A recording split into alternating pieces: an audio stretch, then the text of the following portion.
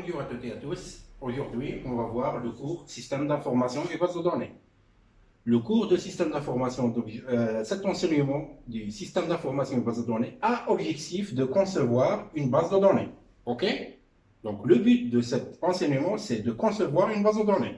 Avant d'aborder le cours, jetons un coup d'œil plus approfondi sur le titre de cet enseignement. Regardez le titre. Il se compose de système, première notion, information, deuxième notion, base de données, troisième notion. Donc, même le titre, il nous donne quand même un aperçu qu'il y a plusieurs notions qu'on va aborder dans cet enseignement. OK? Et l'objectif final, c'est de concevoir une base de données. Regardez s'il vous plaît. Concevoir, ce n'est pas programmer. Ça veut dire ce n'est pas programmer. Programmer une base de données, ça s'appelle la réalisation. La réalisation. Mais maintenant, concevoir une base de données, ça veut dire mettre un plan. En arabe, at-tasmim. OK? Avant de commencer le cours, jetons un coup d'œil sur la table des matières. La table des matières va nous donner quand même une vue globale sur le contenu de cet enseignement. Et pour la table de matière, je vais vous montrer la table de matière maintenant et on va la voir vers la fin de cet enseignement, donc au début et à la fin, pour pouvoir comparer ce que vous avez compris entre l'entrée et la sortie de cet enseignement. OK? Pour la table de matière, elle se compose de chapitre -1, chapitre 0, c'est un premier niveau. Chapitre 1, chapitre 2, chapitre 3, c'est un deuxième niveau. Et les travaux pratiques qu'on ne va pas aborder ici, ce serait un troisième niveau. OK? Donc, chapitre -1, chapitre 0, chapitre 1, 2 et 3. Pourquoi chapitre -1, chapitre 0? Parce que le vif de cet enseignement, ça se trouve dans le chapitre 1, 2 et 3. OK? Et puisqu'on a besoin de deux chapitres pour pouvoir commencer le cours, donc c'est le chapitre -1 et le chapitre 0. OK? Donc, chapitre 1, chapitre -1, chapitre 0, c'est un peu de théorie. Chapitre 1, chapitre 2, chapitre 3, c'est comment on touche le vif de la conception des bases de données et on peut éventuellement faire des travaux pratiques pour pratiquer sur ce qu'on va voir dans le cours. Pour le chapitre -1, commençons tout d'abord, s'il vous plaît, par le chapitre -1, dans lequel on va voir information, modélisation, simulation et modélisation systémique. Ça veut dire des notions de base que vous pouvez quand même rencontrer dans votre vie professionnelle. On commence par donner information, connaissance, un modèle hiérarchique de connaissance. La connaissance, il vient d'où? C'est quoi une connaissance? Comment il est organisé? Comment on peut aboutir à une connaissance ou à des connaissances? OK? Le deuxième point, c'est la nature et support d'information. Troisième point, c'est le rôle et l'utilisation de l'information. Et puis, on passe à l'abstraction, définir l'abstraction. L'abstraction, c'est quoi l'abstraction? C'est quoi ses applications? OK? Et éventuellement, l'abstraction, c'est une notion épistémologique. L'épistémologie, c'est la philosophie des sciences. L'abstraction, c'est une notion philosophique. Comment abstraire un phénomène ou une réalité? Ça veut dire tirer que l'essentiel. Que l'essentiel. OK? On passe à la modélisation. On définit c'est quoi un modèle. On définit la modélisation et les objectifs de la modélisation et des exemples pratiques qu'on peut rencontrer dans la vie professionnelle pour pouvoir voir l'utilité de la modélisation. La modélisation et la simulation sont dans notions complémentaires. La modélisation, c'est quoi? La simulation, on va les définir ici. Qu'est-ce que la simulation? Exemple de simulation. Ces deux notions sont complémentaires. La simulation complète la modélisation. OK?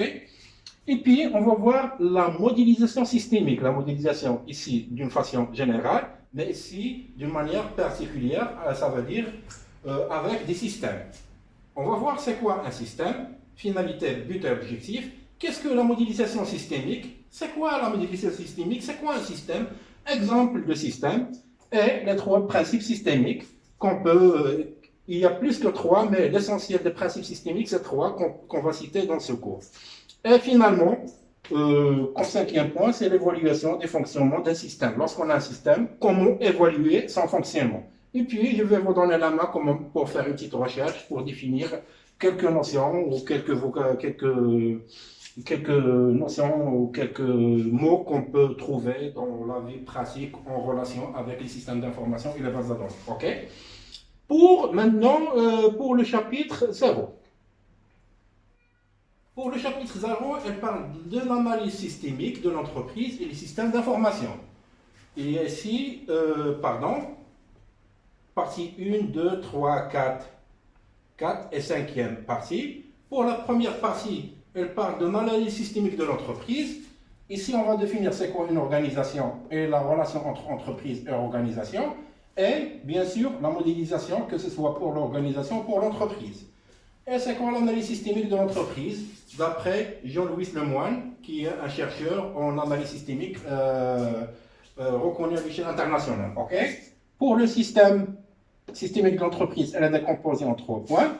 On va les voir avec des définitions et illustrer le fonctionnement de ces 3 systèmes. Et on va passer au système d'information. Ça veut dire ce qu'on cherche, c'est le système d'information. Jusqu'à-là, on a défini un système, ok? Et information, il est défini. Maintenant, on va définir c'est quoi un système d'information en 5 points.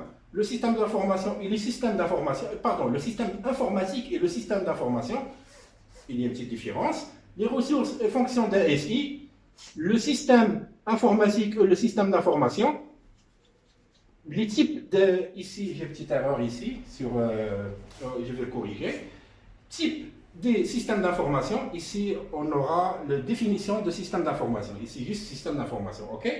J'ai une petite erreur ici, donc ici juste la définition du système d'information, les ressources et fonctions d'un système d'information, le système informatique et le système d'information, ok? Les types de systèmes d'information et des exemples concrets. Et voilà, maintenant, on a vu c'est quoi un système d'information. On passe à la modélisation du système d'information. On va voir c'est quoi. On a vu en général c'est quoi une modélisation, mais la modélisation des systèmes d'information, elle est un peu différente parce qu'il est du plus rajouté sur la modélisation classique. Ok? Pour la modélisation des systèmes d'information, on commence tout d'abord pour voir c'est quoi une méthode de gestion de projet. Deuxième point, c'est les phases de modélisation d'un système d'information. On va modéliser un système d'information, on va passer par des phases. On va voir c'est quoi ces phases-là. Et puis, la modélisation d'un système d'information, donc ça veut dire quoi la modélisation d'un système d'information en pratique? Un cahier de charge, c'est quoi un cahier de charge? La problématique abordée, qu'est-ce qu'on a? Méthodologie, on va poser une problématique, parce qu'en fin du compte, lorsqu'on va travailler, on est toujours devant des problématiques qu'on doit résoudre. Donc, on doit tout d'abord les poser et les résoudre avec des méthodologie. Et puis, voilà, les méthodes, il y a plusieurs méthodes, mais on va les classer, ces méthodes-là, pour pouvoir voir la méthode Meurice. La méthode Meurice. Il y a plusieurs méthodes, sauf que, ici au Maroc, la méthode la plus utilisée, c'est Meurice, parce que c'est une méthode francophone. Et vu l'ancienneté de cette méthode, elle est toujours valable, elle est pour les enseignements. Pour la méthodologie Meurice, c'est quoi Meurice? Séparation des données de traitement. C'est quoi Meurice sans découpage? Vocabulaire de Meurice. Meurice cycle d'abstraction. Meurice boîte à outils. Ça veut dire les outils que offre Meurice pour modéliser un système d'information. Et en fin de compte, on va finir par voir l'organisation du reste de ce cours. Maintenant, on a vu le chapitre 1 et le chapitre 0. On va passer au chapitre 1.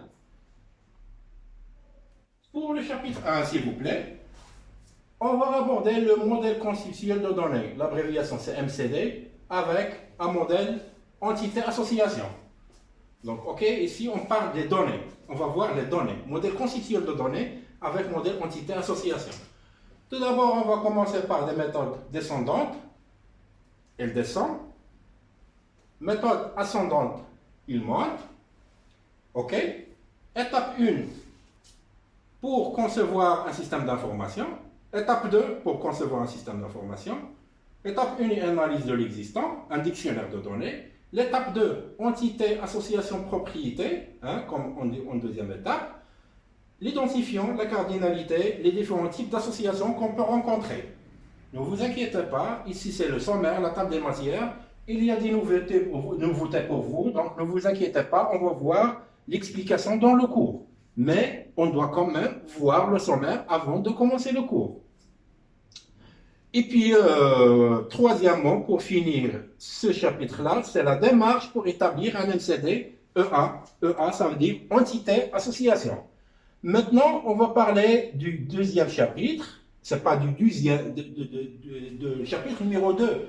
Mais on a, c'est plutôt, c'est le quatrième chapitre. -1, 0, 1 et 2, c'est le quatrième chapitre, ok? On va parler du modèle relationnel. Comment organiser les données? C'est quoi un modèle relationnel?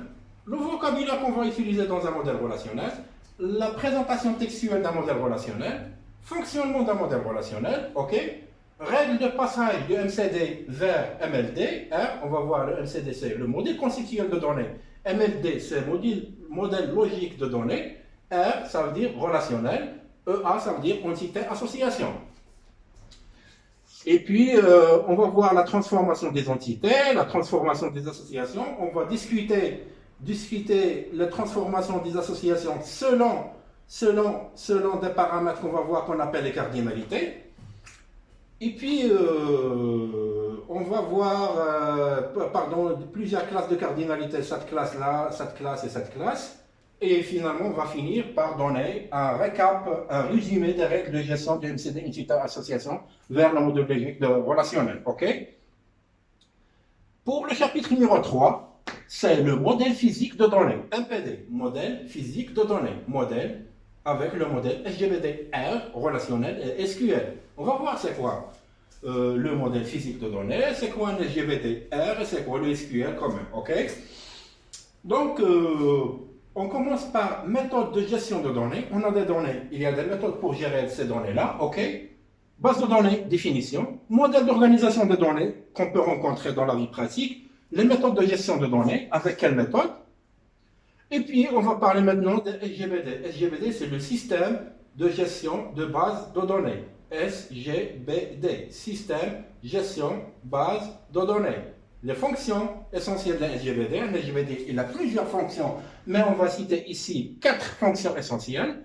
C'est quoi un serveur de base de données? La notion de serveur, ok? Base de données, on a vu cette notion ici dans le premier point, mais on va voir c'est quoi un serveur de base de données. Et on va discuter le besoin d'un langage d'interrogation de base de données avec les SGBD, avec le système de gestion de base de données, un langage informatique. Un langage informatique qu'on peut mettre en œuvre pour parler, pour communiquer ou interagir avec un système de gestion de base de données. Et puis, puisqu'on a parlé d'un langage, le langage qu'on va voir ici, c'est le langage SQL. Le langage SQL se divise en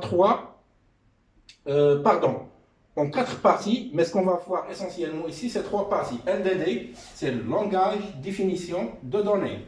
LMD, langage manipulation de données. Regardez s'il vous plaît, le LMD, ça n'a rien à voir avec le modèle logique de données, c'est MLD. Ici, c'est LMLD. Ok, c'est pas MLD, c'est LMD, langage de manipulation de données. Et en troisième point, le LID, ça veut dire un langage d'interrogation de données. Donc LDD, LMD, LDD. LLL, ça veut dire langage, DDD, c'est données, D, c'est définition, M, c'est manipulation, I, c'est interrogation. Et pour le LID, c'est le plus important, la partie la plus importante de SQL, et dans laquelle on va voir les expressions de sélection-restriction, les expressions de projection, de jointure, et vers la fin, on va voir un résumé des commandes essentielles, et bien sûr, on va faire des TP pour pratiquer tout ce qu'on a vu, ok?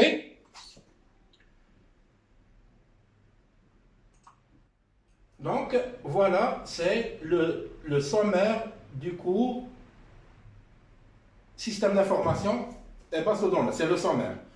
Pour le déroulement du cours, le cours se base essentiellement sur un polycopier. Le polycopier que vous allez avoir en format papier, il est incomplet. Incomplet, ça veut dire il y a des définitions manquantes, des propositions manquantes. C'est à vous de prendre les notes depuis les vidéos qui complémentent le polycopier. Ce que je projette ici, c'est le polycopier complet. Ce que vous avez en version papier, c'est le polycopier incomplet. Donc, vous devez prendre le polycopier en format papier, ok, et compléter les parties restantes en se basant sur les vidéos qui complémentent les polycopiers. Ok? Merci et bon courage.